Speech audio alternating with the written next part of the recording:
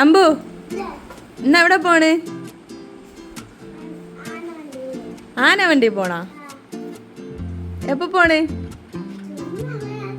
ചുമ്മാ പോണതാ? എങ്ങോട്ട് പോണ്? ടാറ്റ പോണാ? പോവാൻ ഇഷ്ടമുണ്ടാ? പോണോ ആന വണ്ടിയില്? പോണോ? എന്നാ നമുക്ക് പൊക്കളയാം.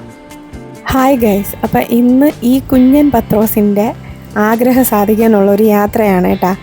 പിന്നെ അതിനോടൊപ്പം എൻ്റെ ആവശ്യം ഉണ്ടായിരുന്നു, എനിക്ക് ചേച്ചിയമ്മയുടെ മോളുടെ എൻഗേജ്മെൻറ്റിന് പോകണമായിരുന്നു. അങ്ങനെ ഞങ്ങൾ ഇറങ്ങിയതാണ്. അപ്പം ആനവണ്ടി പോകണമെന്നുള്ള ആഗ്രഹം ഇതോടുകൂടി അവന് സാധിക്കാൻ പോകുന്നത്. വെളുപ്പാൻ രാവിലെ 5 മണിക്കും അല്ല 4:30 എണീറ്റ് തുറക്കാത്ത കണ്ണ് തിരിഞ്ഞ് തുറന്ന് ഒട്ടും തുറക്കാത്ത കണ്ണിനെ നല്ല രീതിയിൽ തിരിഞ്ഞു തുറന്ന് കുളിക്കാൻ ഓടിയ ടീമാണ് എൻ്റെ മോൻ. എങ്ങനെയായാലും അവൻ ആനവണ്ടി കയറിയേ പറ്റും. ആനവണ്ടി എന്ന് പറഞ്ഞാൽ നമ്മളെ KSRTC ട്രാൻസ്പോർട്ട് ബസ്സിൽ കയറാനുള്ള ആഗ്രഹമാണ് കേട്ടാ അവസാനം ഇവിടെ വരെ വന്നെത്തിയത്.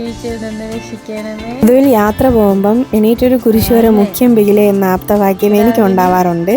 അതുപോലെ ഞാനും എൻ്റെ കുഞ്ഞിനെ കുത്തിയിളക്കി ഇരുത്തിയതിന് ശേഷം ഒന്ന് കുരിശ് വരച്ചേച്ച് ഇറങ്ങാൻ വേണ്ടിയിട്ട് പറഞ്ഞായിരുന്നു. പിന്നെ അവൻ്റെ കുരിശ് വര പൊതുവെ എങ്ങനെയൊക്കെയാണ്, ഇടത്തേത് വലത്തേതും പറഞ്ഞുവിടാതെയൊക്കെ അവൻ കുരിശ് വരയ്ക്കും. അങ്ങനെ കുരിശ് വരച്ച ബാത്റൂമിലോട്ടുള്ള ഓട്ടം.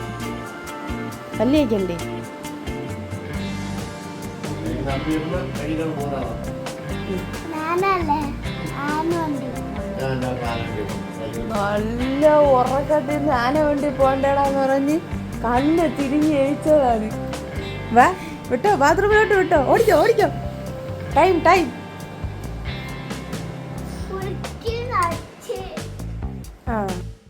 അങ്ങനെ ഒരുങ്ങി ഇറങ്ങി ആദ്യത്തെ വണ്ടിയിൽ കയറി നമ്മൾ എന്ത് ചെയ്ത് ട്രിവാൻഡ്രം സെൻറ്ററിലോട്ട് എത്തി, ബസ് സ്റ്റാൻഡിലോട്ട്. അപ്പം അവിടെ നിന്ന് അവന് ഇഷ്ടപ്പെട്ട ആ സാധനങ്ങൾ വാങ്ങിച്ചു കൊടുക്കാത്തതിൻ്റെ ദേഷ്യമാണ് ഇപ്പം ലൈവായിട്ട് കണ്ടത്. വെളുപ്പാങ്കാലം 4 മണിക്കുള്ള ഉറക്കമെഴുപ്പ് കാരണം ആള് പതുക്കെ സൈഡായി കുറച്ച് ദൂരം കഴിഞ്ഞപ്പോഴത്തേക്കും. പിന്നെ ഏതാണ്ട് അടൂർ എത്താറാവണത് വരെയും തിരക്ക് കുറവായതുകൊണ്ടും പിന്നെ വന്ന യാത്രക്കാരുടെയൊക്കെ സഹായം ഉള്ളതുകൊണ്ടും അവനെന്താണ് ആ സീറ്റിൽ കിടന്ന് നന്നായിട്ട് ഉറങ്ങി. അപ്പം ഞാനും ഒരല്പം ഒന്ന് ഉറങ്ങി. അങ്ങനെ നമ്മളൊരു നല്ലൊരു ഉറക്കം ഉറങ്ങി കഴിച്ചപ്പോഴത്തേക്കും നമ്മൾ അടൂർ സ്റ്റാൻഡിലെത്തി കേട്ടാ. അവിടെ ഞങ്ങൾ രണ്ടുപേരും വണ്ടി ഇറങ്ങി. എന്നിട്ട് പിന്നീടാണ് അവിടെ നിന്ന് ചേച്ചിയമ്മയുടെ വീട്ടിലോട്ടുള്ള യാത്ര. അപ്പം ഇതിൽ കാണുന്നതാണ് ചേച്ചിയമ്മയുടെ റിലേറ്റീവ്സ്. ഇതാ കല്യാണ സ്ഥലമാണ്. അവിടെയുള്ള ഓട്ടവും പിന്നെ നല്ല രീതിയിൽ മഴ ഉണ്ടായിരുന്നു ആ ടൈമിൽ. ആ വെള്ളം വീഴുന്നതെല്ലാം ചവിട്ടി കളിച്ചിട്ടുണ്ടായിരുന്നു എൻ്റെ മോൻ. അപ്പം ഇതാണ് ചേച്ചിയമ്മയുടെ മോളുടെ എൻഗേജ്മെൻറ്റ് നടക്കണ, അമ്പൂറ്റി കുട്ടിയുടെ എൻഗേജ്മെൻറ്റ് നടക്കണ ആ ഒരു ഹാളും ആ ഒരു ക്ഷേത്രമൊക്കെ. അപ്പം അതിന് ഞങ്ങൾ കൂടി എല്ലാവരും ഉണ്ടായിരുന്നു. കുറച്ച് കാലങ്ങൾക്ക് മുന്നേ ഞാനൊരു നഗരസഭയിൽ താൽക്കാലിക ജീവനക്കാരിയായിട്ട് ജോലി ചെയ്തിട്ടുണ്ടായിരുന്നു കേട്ടോ. അവിടെ വെച്ചുള്ള പരിചയമാണ് എനിക്ക് ചേച്ചിയമ്മ. ഒരു ഹെഡ് വെയ്റ്റോ ഒന്നുമില്ലാത്തൊരു ആളാണ് ചേച്ചിയമ്മ. ഇതാണ് കേട്ടോ ഞങ്ങളെ നഗരസഭയിലെ ടീം. ശരിക്കും ഞാൻ നല്ല രീതിയിൽ ആഘോഷിച്ച് സന്തോഷിച്ചതെന്ന് പറയണത് ഈ ചേച്ചിയമ്മയുടെ കൂടെ നടക്കണ ടൈമായിരുന്നു കേട്ടോ. ചേച്ചിയമ്മ എല്ലായിടവും കൊണ്ടുപോകുമായിരുന്നു. എനിക്ക് ഭയങ്കര എന്ന് പറഞ്ഞാൽ എൻ്റെ അമ്മ നാട്ടിലാണ്. അപ്പോൾ എനിക്ക് അവിടെ ഒരു അമ്മയുടെ കെയറിങ് ഒക്കെ കിട്ടൂലേ, നല്ലപോലെ വഴക്കം കിട്ടും. അതും എനിക്ക് നല്ല വൃത്തിക്ക് കിട്ടിയിട്ടുണ്ട്. അപ്പോഴേ അങ്ങനെ ആ ഒരു വൈബായിരുന്നു ചേച്ചിയമ്മ. പിന്നെ ഇതായിരുന്നു ഫുഡ്. ശരിക്കും പറഞ്ഞാൽ ഞാൻ സദ്യ കഴിക്കാനുള്ള ആഗ്രഹം മൂത്താണ് ഞാൻ പോയത്. പക്ഷേ എൻ്റെ കുഞ്ഞ് എന്നെ നേരെ സദ്യ കഴിപ്പിച്ചില്ല. അവസാനം അവൻ ഭയങ്കര അലമ്പായിരുന്നു. പിന്നെ അവിടെ നിന്ന് ഞങ്ങൾ തിരിച്ച് നാട്ടിലേക്കുള്ള യാത്രയാണിത്. പക്ഷേ ആ ഒരു ദിവസം എന്ന് പറഞ്ഞാൽ ഒരിക്കലും മറക്കാത്ത മെമ്മറബിളായിട്ടുള്ള ദിവസമായിരുന്നു കേട്ടോ. ശരിക്കും എല്ലാവരെയും കാണാൻ പറ്റി.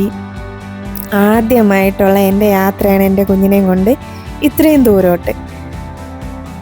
അങ്ങനെ ഞങ്ങൾ സന്തോഷമായിട്ട് പോയിട്ട് തിരിച്ച് വന്നേട്ടാ. ഇതാണ് ഞങ്ങൾ അന്നത്തെ പിക്സ്. ചേച്ചിയമ്മയും അങ്കിളും ചേച്ചിയമ്മയുടെ 2 മക്കളാണ് ചേച്ചിയമ്മയ്ക്ക്. മൂത്തയാൾ വീണമോൻ, ഇളയാൾ അമ്പോറ്റി. ഇതാണ് അമ്പോറ്റി. അപ്പം അവരുടെ കുറച്ച് ഷോർട്സും പിക്സും കൂടെ ഞാനിതിലിട്ടിട്ട് ആഡ് ചെയ്തിട്ടുണ്ട് കേട്ടോ. അപ്പം ഇത്രയൊക്കെ ഉള്ളൂ. ശരിക്കും അന്നത്തെ ആ ഒരു യാത്ര ശരിക്കും എനിക്ക് മെമ്മറബിളായിട്ടുള്ള യാത്രയായിരുന്നു. എൻ്റെ കുഞ്ഞിനെയും കൊണ്ട് ആദ്യമായിട്ടാണ് ഈ ബസ്സിൽ ഇത്രയും ദൂരം ഇങ്ങനെ പോകുന്നത്. അതും അവൻ നല്ല രീതിയിൽ എൻജോയ് ചെയ്ത് അവൻ ഭയങ്കര ഹാപ്പിയായിരുന്നു. അപ്പം ഇന്നത്തേക്ക് ഇത്രയൊക്കെ ഉള്ളൂ. ഈ വീഡിയോ ഇഷ്ടപ്പെട്ടാൽ എല്ലാവരും ഒന്ന് സപ്പോർട്ട് ചെയ്യണേ, എന്നെ ഒന്ന് ഹെൽപ്പ് ചെയ്യണേ, എന്നെ ഒന്ന് എന്താ പറയാനായിട്ട് നിങ്ങളുടെ ഒരു അംഗത്തെ പോലെ കാണണം കേട്ടോ. അപ്പോൾ ഇത്രയൊക്കെ ഉള്ളൂ. ബായ്.